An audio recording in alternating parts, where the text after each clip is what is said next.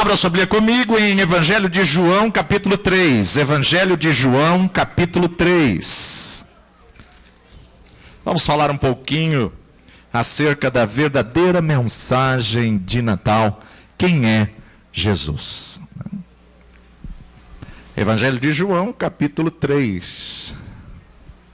O Natal está sendo violado, e se não bastasse já ser esquecido, infelizmente nós temos visto muitas pessoas deturpando a mensagem do Natal, né? Muitas pessoas propagando um Natal que não existe, propagando um Natal que na verdade não é a verdadeira mensagem. Hoje mais do que nunca é hora da igreja propagar o verdadeiro Natal, porque comemora-se inúmeras coisas, menos o verdadeiro sentido, menos o nascimento. Agora querem deturpar a mensagem de Natal com filmes, seriados e inverdades do Deus Santo que veio a esse mundo na forma humana e que nasceu entre nós. A luz, como nós falamos hoje pela manhã, a glória. O que é a glória? A glória é a expressa imagem de todos os seus atributos no absoluto, né? A energia, o poder. A luz veio ao mundo, a luz nasceu nesse mundo e resplandece até hoje. Mas infelizmente, irmãos, os homens amaram mais as trevas do que a luz. Os homens amaram mais as trevas do que a verdade do Natal. Olha comigo, vamos começar do verso 16, depois a gente volta. Evangelho de João, capítulo 3, verso 16. Porque Deus amou o mundo de tal maneira que deu o seu Filho unigênito, para que todo aquele que nele crê não pereça, mas tenha a vida eterna. Porque Deus enviou o seu Filho ao mundo, não para que condenasse o mundo, mas para que o mundo fosse salvo por ele. Quem crê nele não é condenado, mas quem não crê já está condenado, porquanto não crê no nome do unigênito Filho de Deus. E a condenação é essa, que a luz veio ao mundo e os homens amaram mais as trevas do que a luz, porque as suas obras eram más. Porque todo aquele que faz o mal aborrece a luz e não vem para a luz, para que as suas obras não sejam reprovadas. Mas quem pratica a verdade vem para a luz, a fim de que as suas obras sejam manifestas, porque são feitas em Deus. Veio como luz, veio para os que eram seus, mas os seus não receberam. Jesus estava aqui num diálogo, um dos diálogos mais importantes registrados nos 4 evangelhos, um diálogo com Nicodemos. Nicodemos, que era príncipe dos judeus, Nicodemos, que era mestre em Israel, Nicodemos, que era fariseu, conhecia muito bem o Antigo Testamento, conhecia muito bem a Torá, conhecia muito bem a lei, conhecia muito bem os profetas, a profecia de Isaías, mas Jesus disse que era necessário nascer de novo, era necessário nascer novamente. E Nicodemos não entendeu essa verdade. Nicodemos confronta dizendo: mas como pode um homem sendo velho, sendo grande, voltar ao ventre de sua mãe? Vamos voltar para o texto para você observar, desde o versículo 1. Havia entre os fariseus um homem chamado Nicodemos, príncipe dos judeus. Este foi ter de noite com Jesus e disse-lhe: Rabi, bem sabemos que és mestre vindo de Deus, porque ninguém pode fazer estes sinais que tu fazes se Deus não for com ele. Jesus respondeu e disse-lhes: na verdade te digo, que aquele que não nascer de novo não pode ver o reino de Deus. Disse-lhe Nicodemos: como pode um homem nascer sendo velho? Porventura pode tornar a entrar ao ventre de sua mãe e nascer? Jesus respondeu: na verdade te digo que aquele que não nascer da água e do Espírito não pode entrar no reino de Deus. O que é nascido da carne é carne, o que é nascido do Espírito é Espírito. Não te maravilhes de ter dito, necessário vos é nascer de novo. O vento assopra onde quer e ouves a sua voz, mas não sabes de onde vem nem para onde vai. Assim é todo aquele que é nascido do Espírito. Nicodemos respondeu e disse-lhe, como pode ser isso? Jesus respondeu e disse-lhe, tu és mestre em Israel e não sabes isso? Na verdade te digo que nós dizemos o que sabemos e testificamos o que vimos, e não aceitais o nosso testemunho. Se vos falei das coisas terrestres e não crestes, como crereis se vos falar das coisas celestiais? Ora, ninguém subiu ao céu, senão o que desceu do céu, o Filho do homem que está no céu. E como Moisés levantou a serpente no deserto, assim importa que o Filho do homem seja levantado, para que todo aquele que nele crê não pereça, mas tenha a vida eterna. Assim como Nicodemos, há tantas pessoas que têm curiosidade de onde nasceu, de onde veio, o que está fazendo nessa terra, para onde vai? Será que morreu e acabou? Há muitas pessoas hoje com especulações, não só acerca da vida, da morte ou da vida após a morte, mas também com especulações, onde tudo começou, onde Deus começou, qual era o começo de todas as coisas. Mas quando falamos a verdade da palavra, muitos rejeitam. Quando falamos a verdade da palavra, muitos não aceitam. Estamos vivendo, irmãos, numa geração em que o mundo amou mais as trevas do que a luz. João capítulo 1, verso 11. Veio para os que eram seus, mas os seus não o receberam. Veio para os que eram seus, mas os seus não o receberam. Jesus disponibilizou uma vida eterna, uma salvação para a humanidade. Mas quando fala que tem que aceitar a Jesus como Senhor e Salvador, quando fala que tem que reconhecer o senhorio de Jesus e confessar Jesus, então eles preferem a morte eterna. A luz veio ao mundo, mas os homens amaram mais as trevas do que a luz. Volta comigo para Lucas capítulo 1, verso 26. Evangelho segundo Lucas, capítulo 1, 26.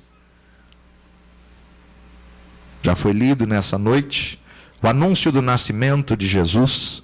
E no 6º mês foi o anjo Gabriel enviado por Deus a uma cidade da Galileia chamada Nazaré, a uma virgem desposada com um varão cujo nome era José, da casa de Davi, e o nome da virgem era Maria. E entrando o anjo onde ela estava, disse, salve agraciada, o Senhor é contigo, bendita és tu entre as mulheres. E vendo ela, turbou-se muito com aquelas palavras, e considerava que saudação seria esta. Disse-lhe então o anjo, Maria, não temas, porque achastes graça diante de Deus.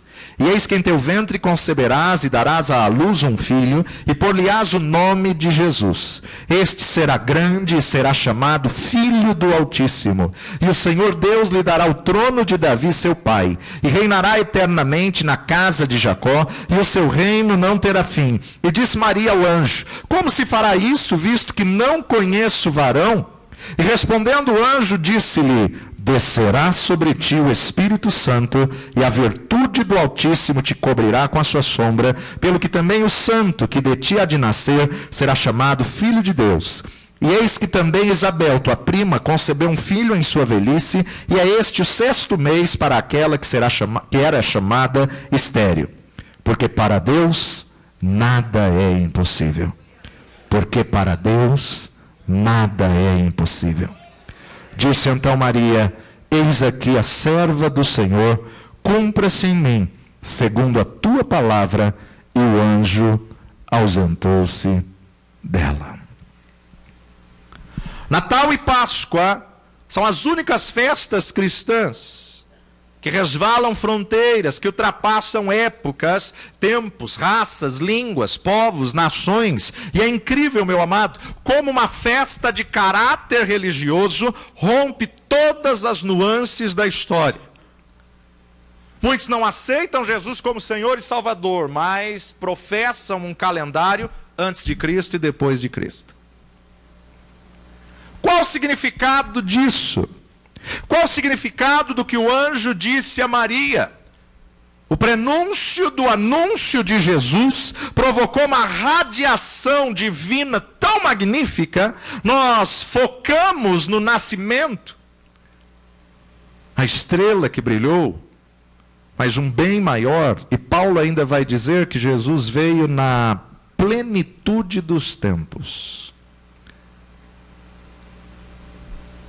O Verbo sendo gerado no ventre de Maria, a radiação divina foi tão forte, tão poderosa, que algo tremendo, maravilhoso, algo impossível aconteceu. 6 meses antes da vinda de Jesus, essa radiação, essa energia, esse poder, esse dunamis, essa palavra de Deus, 6 meses antes, no ventre de uma mulher idosa, no ventre de uma mulher estéril, 6 meses antes, o Senhor visitou uma mulher avançada em idade. Ela estava exposta a um tempo que se chamava plenitude dos tempos. 6 meses antes, a glória da radiação da mensagem que haveria de vir trouxe à luz a uma estéril avançada em idade, engravidou. Ela está gerando, não é um homem normal, é um homem sobrenatural, é o precursor, é aquele que viria para endireitar o caminho, é aquele que seria a voz que clama no deserto, é aquele que veio para pré-anunciar o Cristo, é aquele que veio para apontar, é ele, eis o Cordeiro de Deus que tira o pecado do mundo. Meu amado, há poder na palavra. Jesus estava para ser gerado 6 meses à frente, mas 6 meses antes, a atmosfera, a glória, visitou o poder de uma mulher que era achada estéril. Eu quero declarar pelo poder dessa palavra, Deus vai abrir madre, Deus vai manifestar a tua glória, Deus vai manifestar o seu poder. Aquilo que aos homens é impossível, o Deus do impossível vai fazer pelo poder da palavra. Haja luz, ele é Deus para poder fazer, gerar, ele é Deus para poder dar vida, ele é o mesmo ontem, hoje, eternamente, ele é o Senhor das causas impossíveis.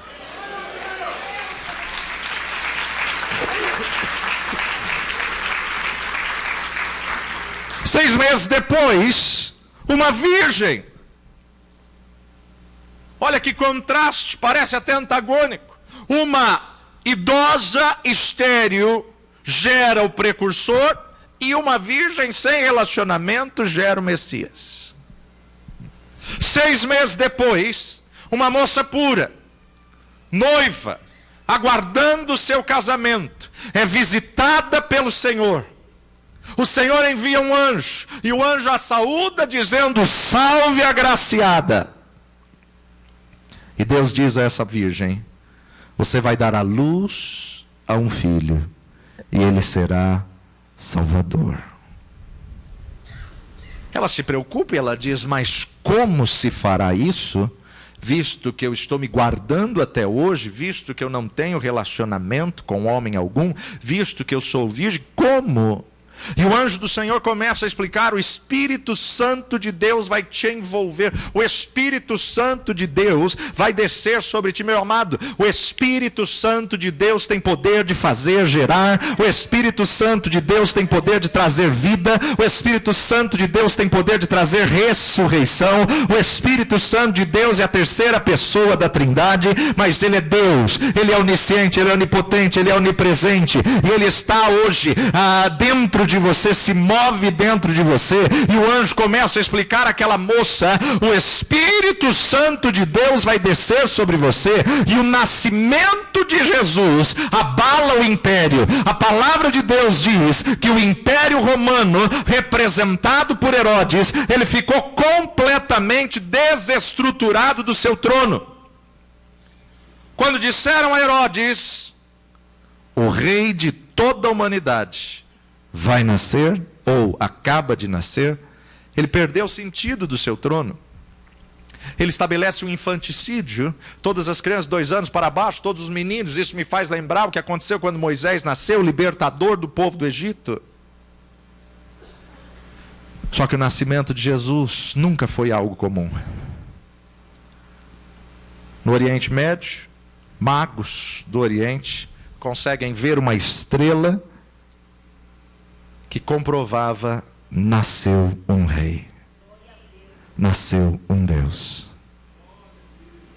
Pastores do campo têm uma tremenda visão da revelação dos anjos que vieram cantar e celebrar e anunciar o nascimento. O nosso calendário hoje é antes e depois de Cristo. Jesus se manifestou para desfazer as obras do diabo, para desfazer as artimanhas do diabo, para desfazer todas as artimanhas que trazem desconforto. Ele veio para quebrar todos os paradigmas estabelecidos antes. Um casal de idoso vai ser pai do precursor, e uma virgem vai gerar aquele que vai mudar a história, aquele que mudou a história, aquele que continua mudando a história. Natal não é uma data. Natal é um presente de Deus a nós. Há um presente que está sendo colocado diante de você e diante de mim, e esse presente pode mudar a tua história. O profeta Isaías, 700 anos antes, começou a dizer que esse menino que nasceria, ele levaria sobre si as nossas dores, ele tomaria sobre si as nossas enfermidades, e pelas suas pisaduras nós já fomos sarados. O que te machuca hoje?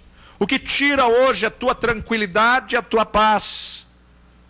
Que presente você gostaria de levar para a sua casa hoje? O que você gostaria que ele mudasse hoje? Ele é o eu sou. Ele é aquele que é aquilo que você necessita que ele seja. Eu sou o que você precisa. Deixa ele ser na tua vida. Deixa ele ser a sua provisão, a sua cura. Deixa ele ser o teu sustento, teu alimento, teu pão da vida. Ele tem paz para você. Deixa ele ser Shalom.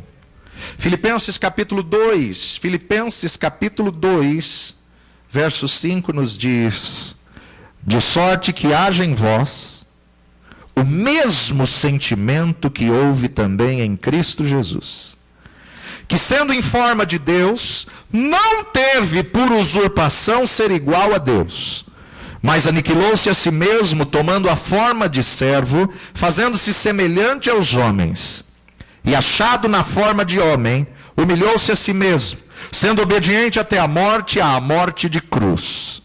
Pelo que também Deus o exaltou soberanamente e lhe deu um nome que é sobre todo nome, para que ao nome de Jesus se dobre todo o joelho dos que estão nos céus e na terra e debaixo da terra, e toda língua confesse que Jesus Cristo é o Senhor, para a glória de Deus Pai.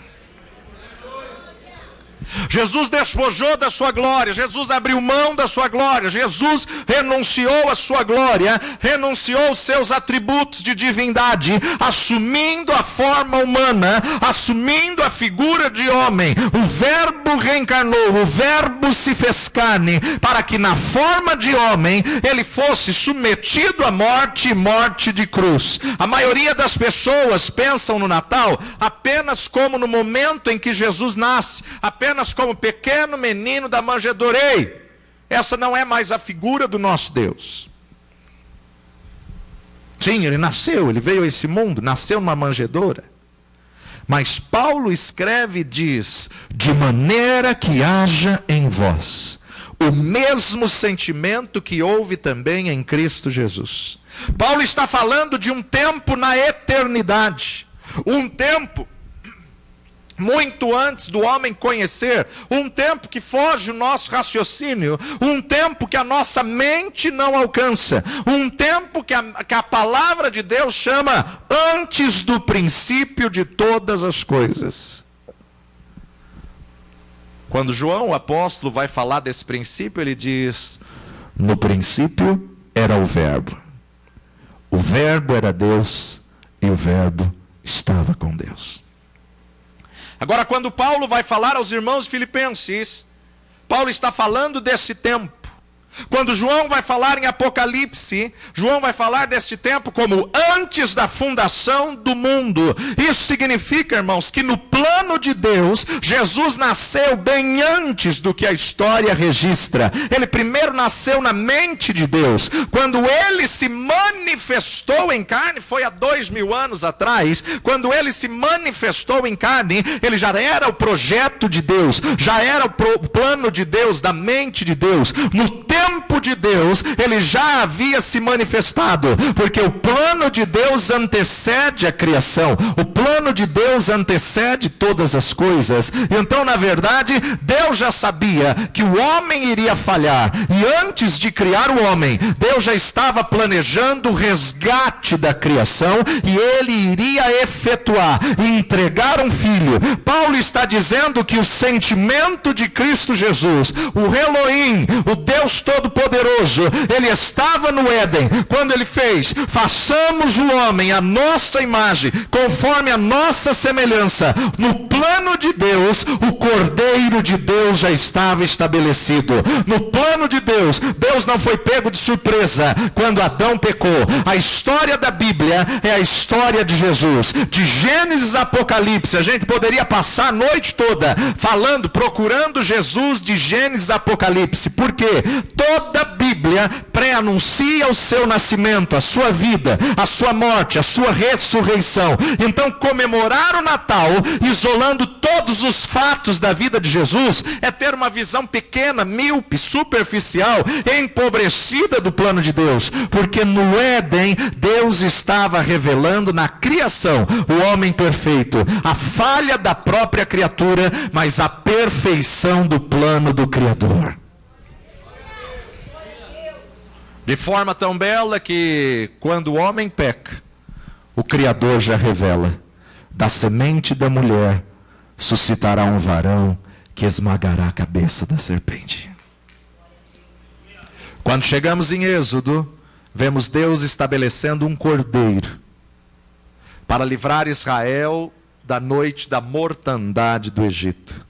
Quando olhamos para Levítico, nós encontramos o cordeiro que era morto no altar do holocausto, o sangue aspergido sobre o pecador. Deus já estava anunciando que um menino iria nascer, que um cordeiro haveria de colocar o sangue nos umbrais e na verga da porta. Quando chegamos em Números, e quando Moisés fere a rocha é ferida em Meribá, Deus já estava anunciando que a salvação viria, que a água da vida viria, que a rocha que é Cristo viria, o plano eterno da salvação. O Natal sem a compreensão do que veio antes da estrebaria de Belém é apenas uma poesia medieval que pensou numa manjedoura, que pensou nos animais da estrebaria, mas não pensou naquilo que é eterno. Antes que o mundo existisse, Deus já planejou. Jesus vir resgatar você.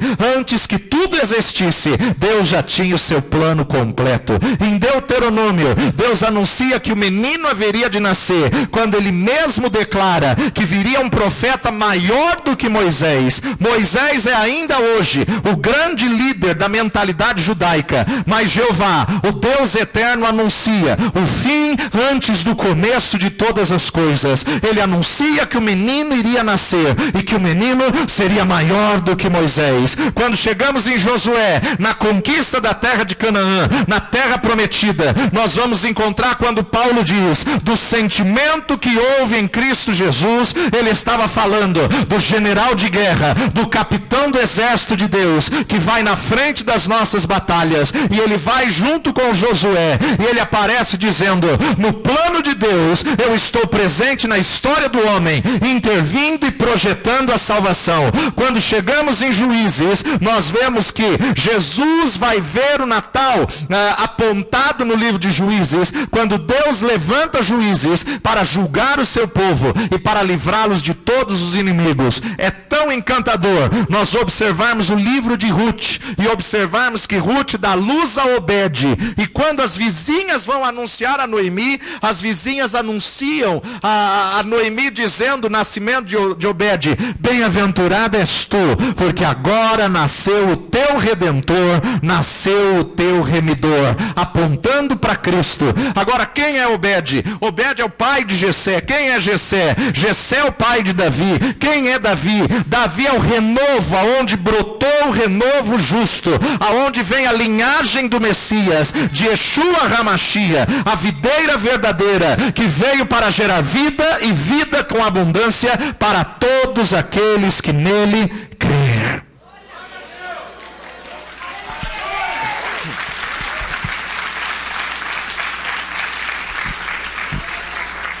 Paulo está falando de tudo isso quando ele diz: mesmo sentimento que houve também em Cristo Jesus. Isso me faz lembrar de 1 Samuel, quando Samuel unge uma pedra e declara: Ebenezer, até aqui nos ajudou o Senhor. Mas a pena de Paulo alcança os livros dos reis, quando o Senhor se apresenta como aquele que reinará sobre Israel, com cetro de justiça. A pena de Paulo não esquece no livro de Crônicas, quando menciona Jesus como a coluna de sustentação do templo. Quando chegamos em Esther, a frase de Mardoqueu é maravilhosa, quando ele manda um recado para a sobrinha Esther, dizendo: se tu nada fizeres, de outra parte Deus levantará socorro para o seu povo, mas o seu povo não ficará sem livramento. Mardoqueu estava falando do Cristo.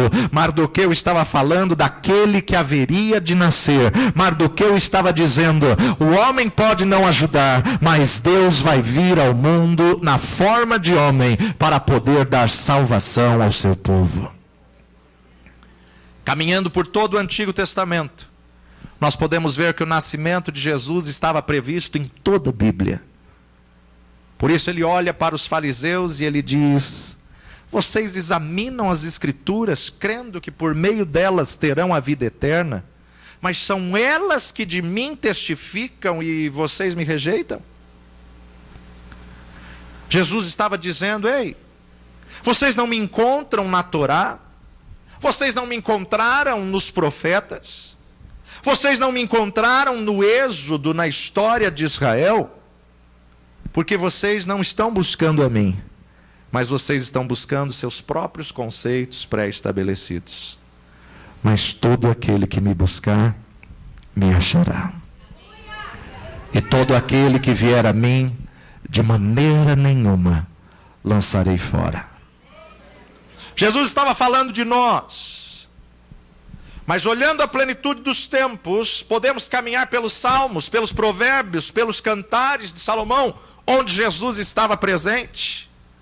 Podemos passear pelos livros dos profetas maiores, Isaías, Jeremias, Lamentações, Ezequiel e Daniel.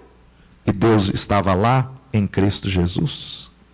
Podemos passar por Oséias, Joel, Amós, Obadias, Naum, Abacuque, Sofonias. Ele também está em Miqueias, Ageu, Naum, Zacarias e Malaquias.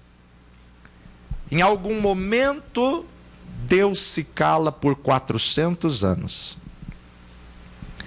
E por 400 anos, nada se diz profeticamente.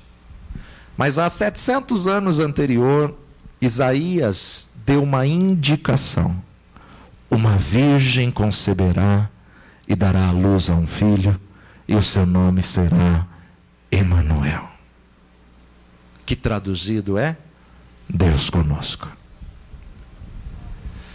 Ninguém viu, ninguém o entende, ninguém o encontra. Inúmeras profecias se cumprem no nascimento, no ministério, na morte, crucificação, sepultamento e ressurreição. Até o dia em que um moço chamado José, escolhido para casar-se com uma virgem chamada Maria. Naquela época não eram os jovens que decidiam. Ninguém tinha o direito de escolha, mas eram as famílias que organizavam com quem iria se casar. E de repente, aparece um anjo de Deus a Maria e diz: salve, agraciada, o Senhor te escolheu, o Senhor é contigo. Não temas, porque achastes graça aos olhos de Deus, e darás à luz a um filho, e por-lhe-ás o nome de Jesus, e ele salvará a humanidade dos seus pecados. E Deus lhe dará o trono de seu pai Davi, e ele será rei, e o seu reino será eterno, jamais terá fim. Maria, em sua ingenuidade, simplicidade, pureza, pergunta: mas como se fará isto, visto que não conheço varão algum? E o anjo responde: o Espírito do Senhor virá sobre ti, e te envolverá como uma sombra. Por isso que o mesmo que de ti há de nascer será chamado Santo, Filho de Deus. O anjo que visita Maria, visita também Isabel, avançada em idade, uma senhora estéril. O Messias vem por uma virgem, e o precursor vem por uma idosa estéril. Que contraste. O mesmo anjo anuncia a Maria, anuncia também a essa idosa estéril: tu darás a luz ao preparador do caminho, ao precursor do caminho. O mesmo anjo conversa com Zacarias, que era sacerdote da cúpula religiosa de Israel. Que interessante a gente ver os contrastes. Maria faz um louvor: minha alma engrandece ao Senhor, meu espírito se alegra em Deus, meu Salvador, pois com poder tem feito grandes coisas, e em misericórdia tens mostrado amor. Maria, simples, virgem, ingênua, faz um cântico de adoração. Zacarias, sacerdote da cúpula, escolhido para entrar no Santo dos Santos, faz um questionamento duvidoso. Maria pergunta: como se dará isso? Ela não tem dúvida que vai acontecer, mas ela quer entender o plano. Zacarias tem dúvida: como crerei, sendo já na idade que eu estou e minha esposa já passou as regras? Que prova me darás? Quando o anjo sai da presença de Maria, ela fica adorando, cantando, celebrando ao Senhor. Mas o sacerdote fica questionando: quem é você? Maria ou Zacarias? O anjo olha para ele e diz: já que não crestes, ficarás mudo até o nascer do menino. Olha que paradoxo. A virgem dá a luz ao Salvador e adora, a idosa dá a luz ao precursor, e o seu marido duvida. Faltando 3 meses para o nascimento do precursor, Maria, dirigida pelo Espírito Santo, vai apressadamente à casa da tia Isabel visitar a anciã, transportando já em seu ventre o homem dos milagres, transportando já em seu ventre o verbo que se fez carne. E o texto bíblico registra que quando as duas se encontraram, o ventre estremeceu.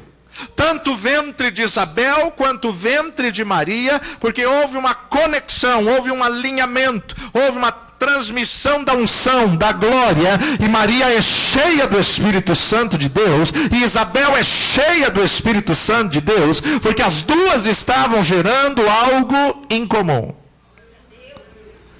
Mas Deus levou Maria lá, para que ela pudesse ver como era o nascimento. E antes de nascer Jesus, um edito do imperador romano determina que todos os súditos das províncias deveriam comparecer à sua terra natal para fazer o censo. Mal sabia esse imperador que, estabelecendo essa regra, ele estava cumprindo uma profecia que convinha que o Messias nascesse em Belém. José e Maria vão para Belém, ela ainda grávida. Em meio ao caminho, ela já sente as dores da contração e chega na cidade em meio à alta temporada. Não há local, não há vagas, não há hotel para dormirem, e ela se acomoda numa estrebaria, um local de alimentar os animais, num estábulo, numa estrebaria e num berço de palhas. E é lá que o Rei dos Reis, o Senhor dos Senhores, o maravilhoso Conselheiro, Deus forte, o Pai da eternidade, o Príncipe da paz, dá o primeiro choro de menino. José tem o privilégio de tomar nos braços o Filho de Deus. Ele tem a mais nobre missão de ser pai da forma humana do Pai da eternidade. Olha a grandeza da missão de José e de Maria. Ela dá a luz ao seu próprio Salvador. Quando de repente chegam os sábios do Oriente, adoram o menino. Não adoram Maria, não adoram José, adoram o menino, oferecendo a ele ouro, incenso e mirra. E a Bíblia diz que Maria ouve todas essas coisas e guarda todas essas coisas no seu coração. Essa é a verdadeira mensagem de Natal. O Natal do mundo ocidental tem sido muito superficial, se resumindo num dia, se resumindo em luzes, enfeites, presentes, viagem, férias. Celebram tudo, mas esquecem-se de celebrar que Deus nasceu na forma de homem. E quando o menino cresce, José, o pai, ensina o seu ofício, porque era tradição, e ele se torna carpinteiro. Agora imagina, desde criança, Maria vendo-o brincando, mas no interior dela ela sabia, essa é uma criança especial, ele é o Filho de Deus, seu propósito é maior do que um artesão, do que um carpinteiro. Mas era a tradição dos pais ensinar o filho o seu ofício, e a tradição ainda afirma que José morreu quando Jesus tinha por volta de 17 anos. E aos 17 anos, o primogênito, o primeiro filho de Maria, que era unigênito do pai, assume a responsabilidade da casa. E dos 17 aos 30, ele tem a responsabilidade de deixar Maria estabilizada. Antes de cumprir o seu ministério, ele tem que deixar ela estabilizada com sustento para os irmãos mais novos. Mas aos 30 anos, chega o momento em que ele decide fechar a marcenaria. Chega o momento em que ele se despede de Nazaré. E Paulo nos diz, ele sendo em forma de Deus, não teve por usurpação ser igual a Deus. Assumiu a forma de homem, em tudo foi obediente, obediente até a morte e morte de cruz. Jesus era convicto do plano que ele veio executar. Jesus não perdia tempo com picuinhas. Jesus não discutia com inimigos. Jesus não se apegou a questões de religião. Seu lema era fazer a vontade daquele que me enviou. O símbolo do Natal cristão não é a manjedoura. O símbolo do Natal cristão é o túmulo vazio. Porque as cadeias da morte não puderam detê-lo. Ele vive, reina, está à destra de Deus, intercede por nós e voltará para nos buscar muito em breve.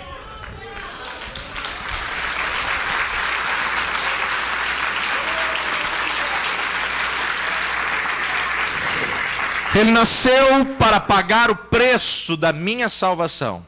Ele pagou o preço da minha salvação. E como eu disse hoje de manhã, a estrebaria está vazia, a manjedoura está vazia, a cruz está vazia, o túmulo está vazio, mas o trono está ocupado. A Ele seja honra, glória, poder, domínio, majestade. Ele é o motivo e a razão do nosso culto, o motivo e a razão do nosso louvor, da nossa adoração. Ele é o nosso Natal. Feche os seus olhos.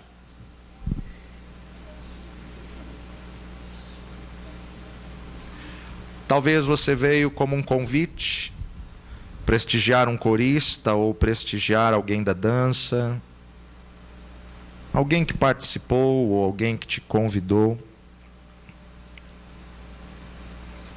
E nessa noite você entendeu qual é a verdadeira mensagem de Natal. Não existe noite mais oportuna para deixar ele nascer em seu coração. José estava procurando lugar, José estava procurando estalagem, José estava procurando hotel, e tudo que ele ouvia: aqui não, está cheio, não há vaga, lotado, vai para outro lugar, não há vaga. Fazem 2000 anos que o Verbo se fez carne e habitou entre nós, e até hoje Jesus está procurando local para nascer. Qual tem sido a tua resposta? Não há vaga? Até quando vamos deixar Jesus nascer nas estrebarias do mundo? Até quando vamos deixar ele nascer num berço de palha, numa manjedoura? Ele é o Deus que diz: eis que estou à porta e bato. Se hoje ouvires a minha voz e abrir a porta, eu entrarei e cearei contigo. Teria alguém entre nós que ainda não convidou Jesus para nascer no seu coração? Teria alguém entre nós que está deixando ele nascer nas estrebarias até hoje? Se você ainda não tem Jesus como Senhor e Salvador, hoje é uma noite aceitável. Você que nessa noite quer entregar o seu coração a Jesus e dizer: Jesus, vem nascer no meu coração. Não só nascer, mas fazer morada no meu coração. Vem ser Senhor da minha vida. Você que nessa noite quer dar esse passo para Jesus e ainda não deu esse passo, levante uma de suas mãos comigo, eu quero orar por você. Tem alguém em nosso meio que gostaria de dar esse passo? Alguém em nosso meio que gostaria de dizer: vem Jesus, nasce aqui no meu coração. Só levantar uma de suas mãos aí no lugar que você está mesmo. Você que ainda não tomou essa decisão, ou você que se afastou dos caminhos do Senhor e hoje quer convidar Ele para ser Senhor da tua vida, levante sua mão comigo. Não tenha vergonha. Ele não teve vergonha de você. Deus abençoe, jovem. Deus abençoe. Mas alguém gostaria de dar esse passo para Jesus e dizer: vem Senhor, ser Senhor da minha vida. Onde você estiver, levante sua mão. Em nome de Jesus. Até quando vamos deixá-lo nascer num estábulo? Até quando vamos dizer: não há vaga? Até quando vamos colocá-lo para fora? Deus abençoe. Glória a Deus. Mas alguém gostaria de entregar a sua vida a Jesus?